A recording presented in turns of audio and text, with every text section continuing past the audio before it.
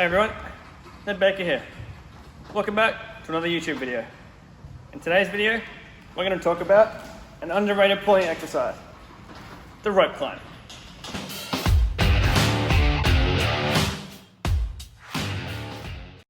I think the problem with the rope climb is that most people don't have access to one.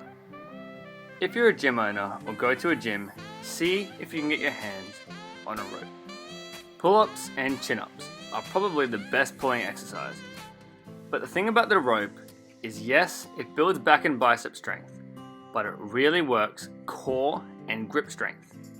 It is one of the best exercises for your grip. If you can't do it that often, that's okay. It's just another tool in the toolbox.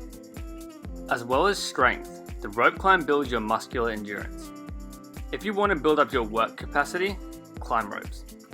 It's good to be strong, but if you have more capacity to do work, you'll be able to get more reps in your workouts and ultimately build more muscle and strength.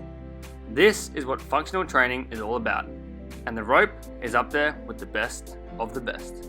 In gymnastics, we do this exercise all the time.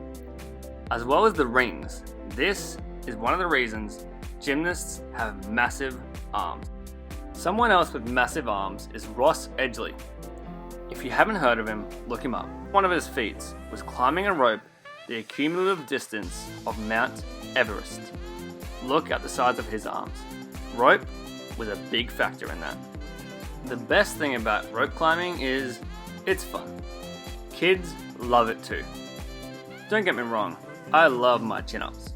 But rope climbing is that fun yet functional strength. The core has to work. Whether it's keeping your legs up when climbing without your legs, or creating the torque the body needs to climb. It's also one of the best ways to build to a one-arm chin-up. It definitely helped me on my journey.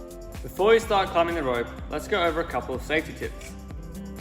Rope climbing can be very intense on the elbow tendons. It's very important you don't go into a lot of high volume work straight away, or this is where injuries can happen. If you do feel any pain in your elbows, stop.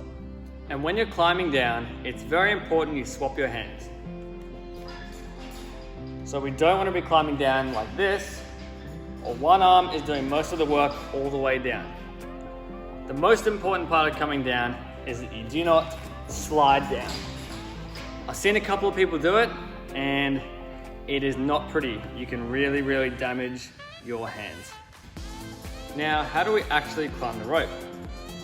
Well, the first progression kids use is something called the footlock technique. So this is where you put one foot on top of the other just like this. The kids who do this have some upper body strength.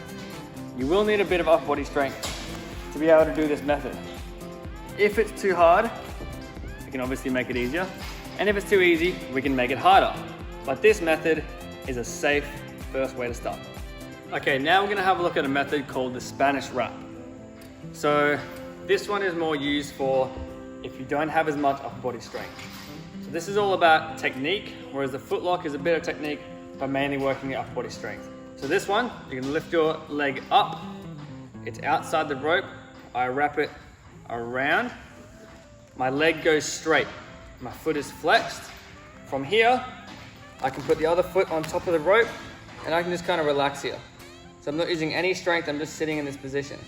From here, I'll just come up, I will slide my foot up, back into this position.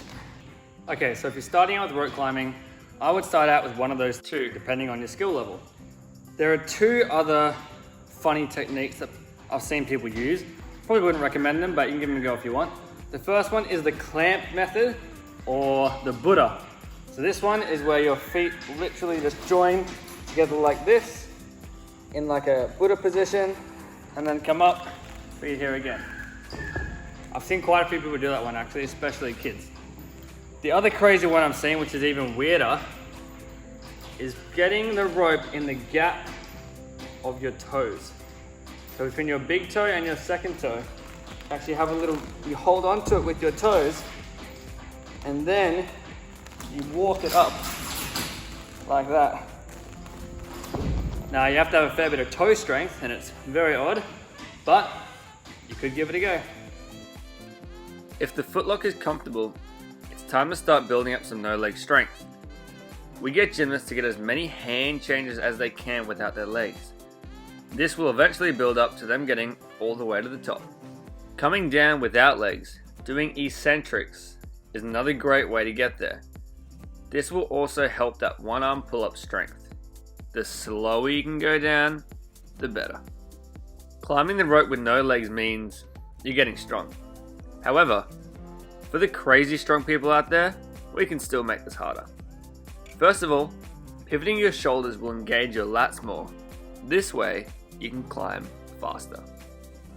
In gymnastics, once the kids can climb it without their legs, the next step is to do it with your legs in a straddle L. This engages the core even more. After that, we can also do a pike rope climb, which is even harder again.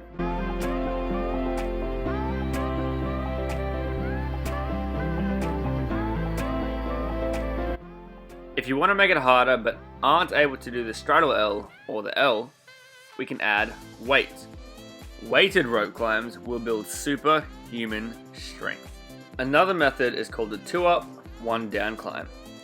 Here, I reach my arm up, then back down, then up again. This will make the climb much longer and much more difficult. If you want to build to some front lever strength, try the inverted rope climb. This could eventually build to the front lever rope climb. So the rope can be used by people of all levels. Beginners who have never ever climbed it can have a go, and advanced people who can bust out one-arm chin-ups like they're nothing can also get an effective workout with it. There's one more thing I'd like to talk about with the rope. This is about hanging.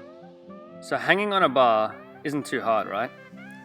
Hanging on a bar with one arm is pretty tough, but hanging on a rope with one arm is insanely difficult.